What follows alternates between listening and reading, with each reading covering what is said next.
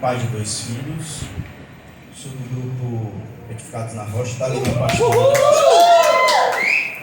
Está ali meu pastor. Se vocês quiserem vir mais para frente, pode vir, viu, gente? Porque eu gosto de falar olhando nos olhos, e se vocês estiverem distantes, eu não consigo olhar a pupila de vocês, né? E sou do grupo Edificados na Rocha, meu pastor está aqui, como eu havia falado, né? Eu sou do Ministério de Formação desta obra, né? E queria deixar um bom dia para vocês. O que nós vamos falar aqui, irmãos, não entenda como uma fala proselitista, porque na realidade, mais é uma catequese, né? O direcionamento que nos vem, na qual eu estou aqui, ele diz que essa pregação ela é mais catequética do que querigmática, né? Então existe essa diferença, ou seja, ela é mais do ensino em si do que do próprio anúncio, né? Então, não entenda essa pregação como algo proselitista, preconceituosa. Não entenda elas, porque hoje o mundo está assim, né? A sociedade hoje, ela está de uma forma que nós estamos praticamente tendo que nos calar, né? E não falar a verdade. E querem calar a voz de Deus, a voz de Cristo e a voz da igreja, né? Por não falar a verdade, né? Vi recentemente agora, há 2 dias atrás, que um sacerdote, não me lembro agora o nome, ele, por falar a verdade, na própria homilia da missa foi gravada, e a turma, me desculpe falar, eu nisso aqui não tenho cunho político nenhum, mas extremamente religioso. A turma que gosta de lacração quer processar o padre, porque o padre na homilia falou a verdade. Mas não nos esqueçamos que um padre, quando ele fala a verdade durante a homilia, ele está debaixo das leis da igreja. E o Vaticano, quer queira, quer não, é um estado teocrático. Existem leis. O Vaticano também é um país. O Código de Direito Canônico é a nossa lei. Então o sacerdote ele cumpre aquilo que está no Código de Direito Canônico, na qual ele pertence a um país também, na qual é o Vaticano, que é um estado teocrático. Certo? Não entendam isso, mas é falar da verdade, falar do Cristo, porque a voz de Deus, a voz de Cristo, ela não pode ser sufocada. A gente precisa falar a verdade, e existem alguns assuntos aqui que são um pouco delicados, e aí são assuntos que não só para vocês que estão fazendo seminário, mas para a obra, para os consagrados que aqui estão, que é um assunto que vai mergulhar muito nas questões de falsas doutrinas, de religiões pagãs. E a nossa afirmação como católico, como membros da Igreja de Cristo, que existe há 2000 anos, na qual o apóstolo Paulo diz que ela é coluna e sustentáculo da verdade. Isso é bíblico. E, enfim, então vamos lá. Durante o seminário, acredito que vocês tenham visto sobre a pregação sobre pecado e salvação. Em algum momento, né? Alguém tocou sobre o pecado em si. Então nós vamos entrando por aí, mais ou menos por esse caminho. Por que a gente tem que ser? Por que o pecado é muito comum nas pregações a gente falar sobre ele? Porque ele é a fonte de todo o mal. Por exemplo, o pecado original, ele é a fonte de todo o mal que incorre sobre a humanidade.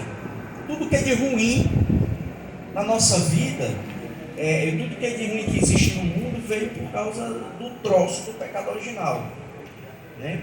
Por causa da desobediência dos primeiros pais, certo? Então, quando Deus pensou no homem, quando Ele criou o homem, Ele criou o homem à sua imagem e à sua semelhança. Para quê? Para que nós pudéssemos refletir Deus para o próximo. Porque o propósito de Deus não é que nós nos prendamos a nós mesmos, mas que nós possamos agir também na nossa vida e viver também em razão do próximo. Por isso que Jesus bate nessa tecla nos evangelhos. Então Deus nos fez a sua imagem e semelhança, para que nós possamos refletir Deus na nossa vida, mas não só para nós, mas para o próximo também. Deus fez o mundo em 6 dias, no 7º ele descansou. E em toda a criação divina, Deus, no final dos textos lá de Gênesis 1, você pode observar que Deus disse que tudo era bom. Ele fez a luz e viu que tudo era bom.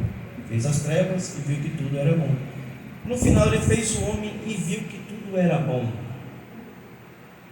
Então nós nascemos exclusivamente para Deus, como imagem e semelhança. A nossa vida é para ser exclusivamente para Deus, para as coisas de Deus, para a verdade divina. Por isso Deus nos quer participantes das coisas do céu, participantes da própria vida divina. Por isso Deus nos criou, por isso que Deus nos formou, a sua imagem e a sua semelhança. Mas nós os homens, Deus nos dotou de uma coisa chamada liberdade. O que Deus quer dizer para nós é que Ele nos criou, mas que Ele não iria nos encabrestar, Ele não iria colocar em nós uma coleira, como a gente faz com os animais.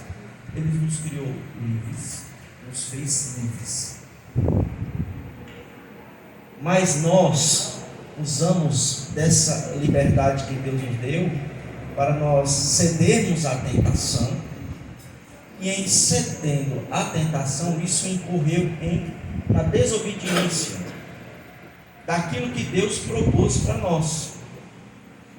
Quando Deus diz não comei do fruto da árvore que está no meio do jardim, Ele está dizendo para nós não nos misturarmos com coisas que são ruins e diabólicas. Porque Deus, mesmo na sua criação, Ele percebeu que haviam coisas que nós não deveríamos experimentar. Não deveríamos. Aí o homem vai lá, e quando eu falo homem, não é o sexo masculino, não é só o sexo feminino, mas a gente fala do gênero humano como um todo. Cedemos às tentações e caímos. O que é a queda? Da última pregação que eu tive, eu falei sobre, eu toquei nesse mesmo assunto, mas eu me senti na liberdade de tocar nesse assunto novamente, porque é um assunto bastante interessante. E nesse assunto, nessa pregação aqui de hoje, que o tema dela é serás inteiramente do Senhor teu Deus, é impossível você falar sobre isso sem tocar na origem de tudo, que é o mal, em decorrência de cedermos a uma tentação diabólica, que é diabólica, porque Apocalipse capítulo 12, versículo 9, São João diz que ali é a antiga serpente, ali é o diabo. E nós cedemos às tentações, e às vezes nos misturamos com coisas que nós não devemos fazer. Inclusive há pessoas de caminhada, mas de muito tempo, que ainda fraquejam em muitas situações. Eu não falo de católicos da comunidade, eu falo de católico como um todo. Porque nós deveríamos conhecer a verdade, mas nós não buscamos a verdade em muitas situações da nossa vida. A gente quer o óbvio, aquilo que está diante dos nossos olhos, mas para mergulhar na verdade, muitos de nós não queremos. Então nós cedemos às tentações e nós caímos. A desobediência nos traz o mal e nos traz coisas ruins. E quando eu falo coisas ruins, aí eu estou levando esta pregação para as questões das crenças, daquilo que muitas vezes são apresentados aos nossos olhos, e em muitas coisas, mesmo que sutilmente, nós cedemos. Ou aqueles que não cedem correm o risco de ceder. Por isso é necessário estarmos constantes em oração, rezando, buscando, adorando o Senhor, termos uma vida católica fervorosa, como na comunidade a gente fala da questão da oferta da vida. Isso é necessário para nós. Então, voltando para esse lado mais doutrinal e religioso, às vezes, quando nós às vezes cedemos os nossos olhares, as nossas consciências, para crenças fúteis, na qual nós deixamos de adorar verdadeiramente a Deus, de voltarmos os nossos olhos verdadeiramente a Deus, e voltamos os nossos olhos para coisas que não vão gerar frutos em nós. Isso nos coloca fora da videira. É como se o galho quebrasse. A videira é o próprio Cristo. Nós somos esses galhos que estamos atrelados a essa videira, e é como esse galho quebrasse e nós caíssemos. E às vezes, irmãos, nós substituímos Deus na nossa vida por muitas outras coisas. É como se Deus, para nós, olhando nesse campo religioso, doutrinário, de fé, é como se Deus fosse algo qualquer que eu pudesse substituir por alguma coisa que seja supérflua, né? E isso muito acontece. Como eu falei anteriormente, às vezes fazemos conscientemente, e às vezes fazemos conscientemente, e às vezes de forma inconsciente. O que não deixa de ser um pecado grave, né? Pecado do primeiro mandamento, que é adorar a Deus sobre todas as coisas. O primeiro mandamento nos ensina isso: amar a Deus sobre todas as coisas. Amar a Deus sobre todas as coisas significa dedicarmos a nossa vida para o Senhor, vivermos exclusivamente para Deus, manifestarmos o nosso amor exclusivamente a Deus. Os olhos da nossa alma precisam olhar para Deus, para Jesus, para o Espírito, exclusivamente. E nós incorremos e às vezes cometemos esses pecados graves, né? Isso nos escraviza. O pecado, o demônio, escraviza a nossa alma. João capítulo 8, versículo 34 já diz: todo aquele que comete pecado é escravo do pecado. Ser escravo do pecado é pelo pecado, quando o mal ou quando o demônio, vou falar assim porque é assim que é a verdade, empoleira nosso pescoço, nos afasta de Deus. É como Isaías 59:2 diz, que quando nós pecamos existe um abismo gigantesco que nos tira qualquer contato com Deus. Mas é criado por nós, não da parte de Deus, mas somos nós que criamos esse abismo e acaba nos separando de Deus. Mas Jesus, irmão, Ele nos libertou dessas amarras. Jesus nos devolve, eu vou voltar de novo, bater na mesma tecla da pregação passada, nos devolve a graça santificante, nos restaura diante da presença de Deus, nos dá vida. A palavra de Deus que o Espírito Santo é o Espírito da vida. Conhecereis a verdade e ela vos libertará. A verdade nos liberta, o Espírito Santo nos liberta, Jesus nos liberta. Jesus, pela sua morte de cruz, nos comprou a preço de sangue. A preço de sangue. Houve um sacrifício, houve um assassinato. Foi um assassinato. Jesus foi assassinado, povo. A preço de sangue. Para quê? Para nos resgatar das garras do diabo, do mal, e nos colocar diante da presença de Deus. Nos devolve a graça santificante, nos torna dignos de estar diante de Deus. O Espírito em nós nos fez livres. Pelo sacrifício de Cristo, Ele nos fez livres. Nós não somos mais escravos do pecado. Gálatas capítulo 5 diz assim, capítulo 5, versículo 1: é para a liberdade que Cristo nos libertou. Permanecei firmes. Portanto, não vos deixeis prender de novo pelo jugo da escravidão. Jesus nos fez livre por amor a nós.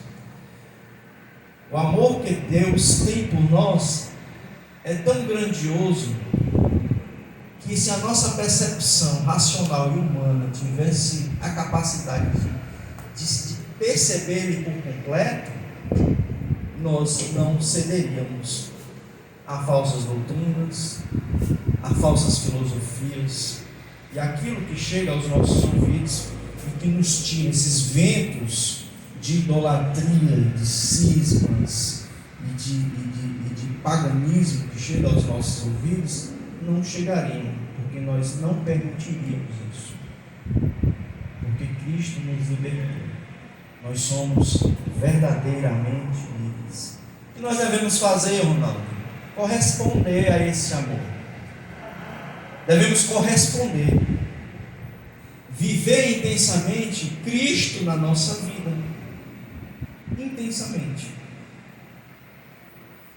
Dar uma resposta a Deus com uma oferta de vida, que é o que a gente escuta bastante. Essa oferta de vida é uma resposta que nós damos a Deus, verdadeiramente, pelo seu amor por nós.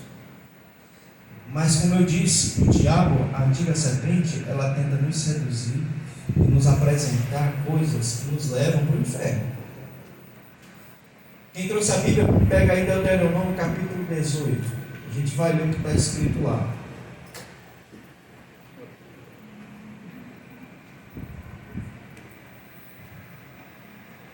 É uma passagem também bem batida, né? Mas a gente sempre tem que ler. Aí você vai lá no versículo 9. Deuteronômio, capítulo 18, versículo 9. São palavras de Deus enquanto o povo estava no deserto. Deuteronômio 18, capítulo 18, versículo 9. Diz assim, ó: quando entrares na terra que o Senhor teu Deus te dará, não aprendas a imitar as abominações daquelas nações. Quem tem o meio, não encontre ninguém que queime seu filho ou sua filha.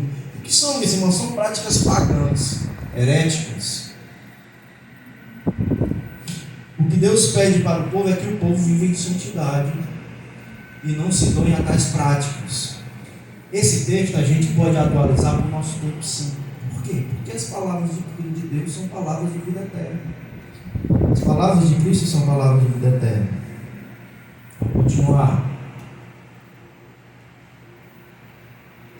Que em teu meio não se encontre ninguém que queime seu filho ou sua filha, nem que faça presságio, oráculo, adivinhação ou magia, ou que pratique encantamentos, que interrogue espíritos ou adivinhos, ou ainda que invoque os mortos, pois quem pratica essas coisas é abominável ao Senhor. E é por causa dessas abominações que o Senhor teu Deus as desalojará em teu favor. Tu serás íntegro para com o Senhor teu Deus. Eis que as nações que vais conquistar ouvem oráculos e adivinhos. Quanto a ti, isso não te é permitido pelo Senhor teu Deus. Aqui, irmãos, o Senhor ele nos deixa essa ordenança. Nós não devemos nos misturar com falsas doutrinas. Por quê? Porque leva a nossa alma para o inferno. Essa é a verdade. Porque corrompe a graça de Deus em nós. Ela destrói e aniquila a graça santificante que nós temos na nossa alma. Ela sufoca o Espírito Santo. Não é que o Espírito Santo nos deixe, mas sufoca a presença do Espírito. Por que sufoca? Porque nós temos uma coisa chamada de livre-arbítrio. E Deus nos deu essa escolha. A escolha de optar por Ele. E isso Deus respeita em nós. Se você quer sufocar o Espírito na sua vida, tudo bem. A palavra de Deus diz que nós seremos julgados segundo as nossas obras. Se eu permito que o Espírito seja sufocado em mim, eu vou responder pela minha liberdade. Assim como se eu luto por santidade e eu não me envolvo com esse tipo de abominação, eu também herdarei a graça que Deus tem para me dar. A esperança que eu tanto espero, Deus me dará. A coroa de justiça no último dia, como fala o apóstolo Paulo, Deus me dará. Deus nos dá a liberdade de fazermos uma escolha. Você me quer? Viva uma vida de santidade. Abstenha-se do pecado e de todo tipo de doutrinação que te afaste da minha presença. Na realidade, as palavras de Deus são essas. E a graça que opera em nós, o Espírito que opera em nós, ele nos convence disso, viu, irmãos? Às vezes, quando nós percebemos que a gente pisa na bola, a nossa consciência imediatamente ela bate o sininho. Ela está dizendo que você pecou. Ele está dizendo que você pecou. Por quê? Porque nós temos o Espírito em nós, infundido em nós pelo batismo, infuso em nós. Então, a palavra de Deus também diz que esse Espírito ele conscientiza a nossa conduta. Então, quando nós pecamos, o Espírito nos avisa. Mas o inimigo de Deus, ele é astuto, irmãos. Ele não desiste de nós, ele não desiste da minha alma, da tua, da nossa alma. Ele quis roubar até o senhorio de Jesus. Lembra das tentações lá, Mateus capítulo 4, os versículos 1 a 11? Foram 3 tentações e na terceira, ele do alto do pináculo do templo, ele está vendo isso aqui, tudo eu vou te dar se diante de mim tu te prostrar. E Jesus diz: afasta-te de mim, Satanás, só o teu Deus adorarás e só a ele prestará culto. A partir dali o diabo fugiu da presença de Cristo. Ele quis roubar o senhorio de Jesus. Assim ele faz para nos roubar diante da presença de Deus. E nos apresenta coisas fúteis, falsas doutrinas, falsas crenças, para que nós nos apartemos da igreja, que é coluna e sustentáculo da verdade, que é corpo místico de Cristo, como os pais apóstolos falaram. E nos coloca diante do mal, quer nos tirar o céu, quer roubar o céu de nós. E ele age também por meio da nossa liberdade, do nosso livre-arbítrio, na nossa fraqueza. O inimigo age na nossa fraqueza. Quando damos abertura, ele vai lá e age. Ele ensina que não existe fé verdadeira. E o apóstolo Paulo diz o quê? Pela graça vós sois salvos mediante a fé. Isso não vem de vós, é dom de Deus. Mas quem insiste em nós de que não existe fé verdadeira, que não existe a verdade, e a verdade é Cristo. Conhecereis a verdade e ela vos libertará. O inimigo quer que nós tenhamos na nossa mente, na nossa consciência, na nossa fé, que não existe coisa certa e errada, tudo é permitido. Isso é chamado de quê? Relativismo. Ele está dizendo que não existe uma fé absoluta. Tu pode experimentar no mundo aí o que tu quiser. Tu tem liberdade de provar o que tu quiser. Está aí, ó. O mundão está aí. Aí você vai lá e experimenta. Aí você cai da graça. Aí onde é que nós vamos? Se a gente não procurar se arrepender e confessar, vai para o inferno, filho. Não, Ronaldo não fala assim, é muito ruim falar essas coisas, mas é verdade, a igreja ensina assim, eu vou alisar, não, passar a mão na cabeça do erro, ou vir aqui pregar obscurecendo a palavra de Deus com o véu na frente. Não. Se nós experimentarmos de coisas, de falsas crenças que estão aí por fora, a gente vai para o inferno, cara. Não tem jeito. Sou eu que digo, não é a palavra de Deus, existe a proibição, eu vou desobedecer? Não, eu tenho que obedecer. Eu tenho que cumprir aquilo que Deus quer para mim, que Cristo quer para a minha vida. E vem esse relativismo. Olha, não existe fé verdadeira. Não existe verdade absoluta. Não existe o certo e errado. Você pode experimentar de tudo. Você é católico, o povo já disse que nós católicos podemos fazer tudo. Católico pode tudo. Mentira, cara. A gente não pode fazer tudo. Vai ler o catecismo da igreja para ver se você pode fazer tudo. A igreja católica doutrinalmente é a verdade. Não estou mentindo para você. A doutrina da igreja católica ela é tão rigorosa. Se você for viver ela ao pé da letra, é para você ir para o céu direto. Porque é um ensino para a sua vida de santidade para você ter o céu. E é isso. Isso é a verdade. Não existe relativismo, existe uma fé sim absoluta. E é Jesus, Senhor de todos. Ele que dá a vida a nós. A gente tem que ter cuidado com as cegueiras espirituais que chegam aos nossos olhos, porque isso nos afasta de Deus, nos distancia do Senhor. Nós desviamos realmente o caminho. E o inimigo de Deus, ele nos apresenta falsas religiões que estão aí pela frente para que você possa experimentar, para que você possa acreditar da sua forma, né? Eu costumo muito, irmãos, debater essa questão doutrinal com protestante. Deixa eu falar essa história. Porque me chamaram para um apostolado, na qual ele também atua diretamente nas redes sociais, um apostolado apologético. E a gente constantemente faz debate com protestante. E sobre isso a gente vai falar também aqui, da verdade. E nós somos levados a crer em muita coisa. O inimigo de Deus nos apresenta muitas crenças, muitas filosofias, muitas religiões aí onde nós achamos que é a verdade, mas não é. Olha o que o apóstolo Paulo diz. Escuta bem.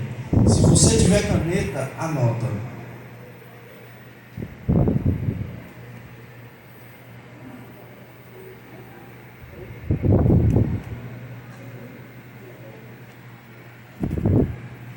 Segundo Timóteo capítulo 4, dos versículos 3 a 4. Pois virá o tempo em que alguns não suportarão a sã doutrina.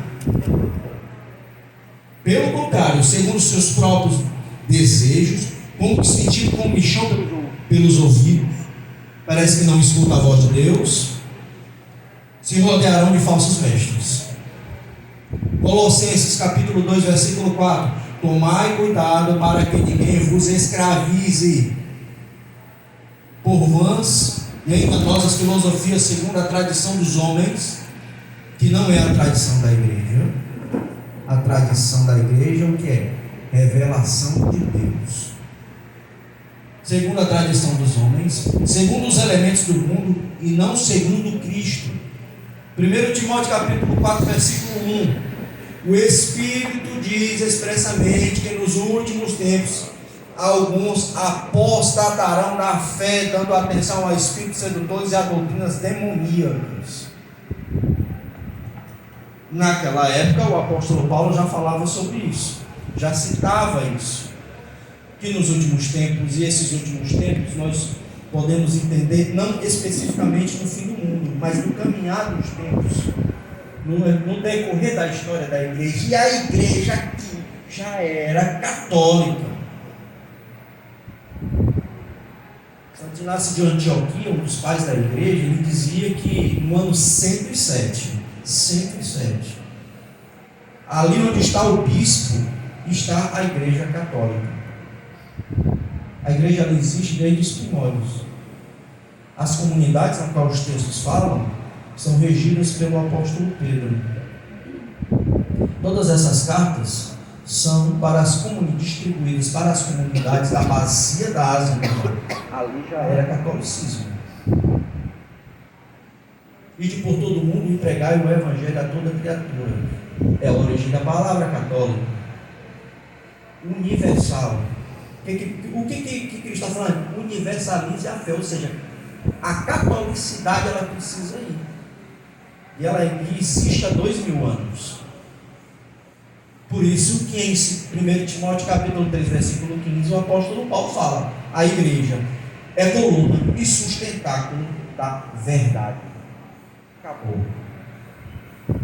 Quando eu me afasto da igreja, eu me afasto de quê? Do corpo de Cristo. Colossenses capítulo 18 diz que Cristo é a cabeça dessa igreja. E nós somos o corpo dessa igreja. Os pais apostólicos dizem que a igreja é corpo místico de Cristo. Então, quando eu abandono a igreja, eu abandono a Cristo. Porque a igreja é a presença do próprio Cristo no mundo. Eis que estarei convosco até a consumação dos séculos. É a igreja. E que igreja existia desde esse tempo? Era a Assembleia de Deus do bairro Parque São João, que um cara pegou a Bíblia, botou embaixo do braço, botou 8 cadeiras de plástico dessa, um microfone, uma caixa de som, disse que é a igreja de Cristo. Não, por quê? Não existe sucessão apostólica. Isso não é igreja, é manifestação de fé.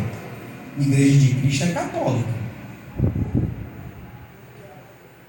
Ah, mas a igreja luterana da Reforma, cisma, apartaram-se do corpo.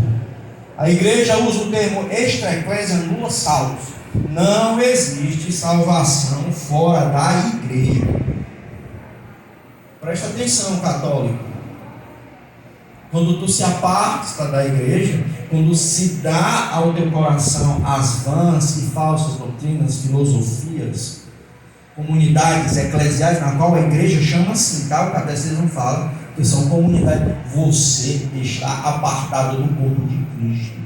E isso é cisma, isto é heresia. São falsas doutrinas. São falsas doutrinas. Ah, mas eu não concordo. Problema seu. A igreja fala isso e acabou. Essa é a verdade. Ah, mas eu não concordo. Eu acho que lá tem Deus imperfeito. Adoração única só existe na igreja. Por quê? Porque o Antigo Testamento diz que a adoração no Antigo Testamento se dava por meio de holocausto e sacrifício. A igreja protestante não tem sacrifício. Nós temos o sacrifício. A transubstanciação, o sacrifício de Cristo. E quando a hóstia é levada, quando ocorre ali a epíclise, que o sacerdote ele ora, ali, o Espírito Santo ele desce ali. Ali é a presentificação do sacrifício de Cristo. E naquele momento nós colocamos todas as nossas dores, as nossas enfermidades, tudo aquilo que é no nós, para quê? Para que seja mortificado. Isso é chamado de oblação.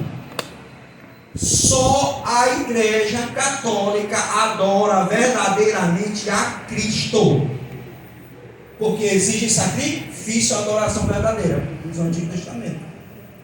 Em canto nenhum ninguém tem autoridade apostólica para presentificar o sacrifício de Cristo. Precisa de um sacerdote. A carta de Paulo aos Hebreus fala isso. Ah, mas eu vou sair da igreja. Problema seu. Vai viver no cisma. Extra ecclesia nulla salus. Ah, eu vou lá para a igreja tal. Problema seu. Na presentificação. Porque quem está lá não tem autoridade apostólica para isso. E isso é uma falsa doutrina. Eu nem ia falar sobre isso, mas o Espírito Santo está me impelindo a falar sobre isso, a alertar sobre isso.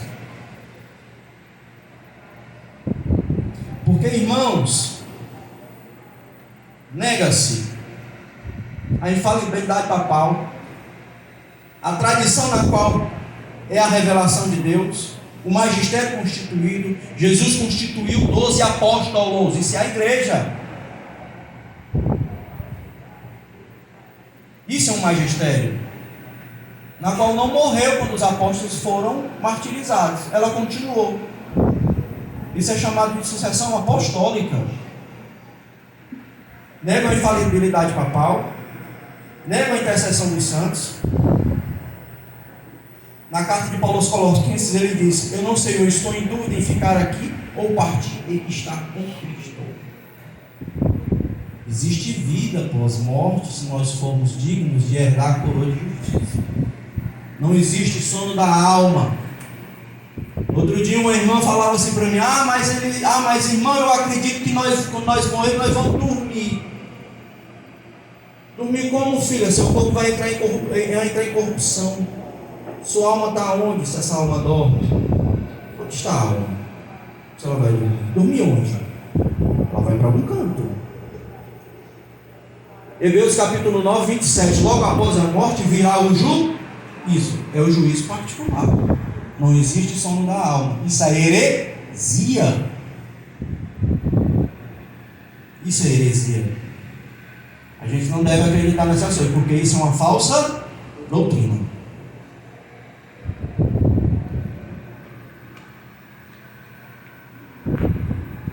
negam os sacramentos,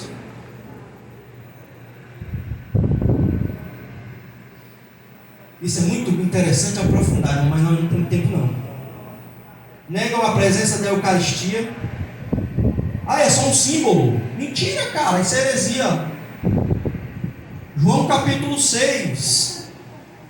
Todo aquele que não come do meu corpo e não bebe do meu sangue não tem a vida eterna. Como é que algo que é simbólico é matéria de condenação? É preciso que haja uma presença real. Nada que é simbólico leva à perdição. Mas Jesus disse: se tu não comer do meu sangue, não comer do meu corpo, não tem a vida eterna. O apóstolo Paulo fala isso também em 1 Coríntios 11. Todo aquele que come do corpo do Senhor e bebe do seu sangue tem a vida eterna. Nada que é simbólico vai levar à vida eterna. Apenas a realidade da verdade. Por isso a Eucaristia é Jesus, corpo, sangue, alma e divindade. Qualquer crença fora disso é heresia, irmãos. Não caiam nessa. Eu caí 7 anos. Hoje eu não caio mais, porque falaram para mim da verdade e eu conheci a verdade. O que mais? O batismo é apenas a confissão de fé pública. Mentira. O batismo nos resgata do pecado original, e para isso não tem idade para batizar. O batismo nos insere no corpo de Cristo. Não precisa de idade. É só com 12 anos. Mentira. O batismo de João Batista. Onde é que João Batista pregou em nome do Pai, do Filho e do Espírito Santo? Ele não pregou em nome do Pai, do Filho e do Espírito Santo. Quem batiza em nome do Pai, do Filho e do Espírito é a igreja, coluna e sustentáculo da verdade. Não existe credo ou batismo. Falta 20? Dá para 15? Tá bom. Não existe credobatismo. Carta de Colossenses, capítulo 2, versículo 11. Eu acho que é isso. Os hebreus praticavam a circuncisão. Com 8 dias, toda criança era circuncidada no 8º dia. Ela era apresentada no templo e deveria ser circuncidada. O que o apóstolo Paulo faz? Ele diz que a nova circuncisão é o batismo, porque é o batismo que nos insere na vida divina, na vida do Cristo, na vida da igreja, que é o corpo de Cristo. O batismo, ele é a nova circuncisão, não mais na carne, mas no espírito. E para isso não tem tempo. Para nós sermos inseridos na vida divina, não tem tempo. Para nós sermos resgatados do pecado original, não tem tempo. Tanto faz adulto ou criança. Por isso a igreja pode batizar criança. Em Atos, eu acho que capítulo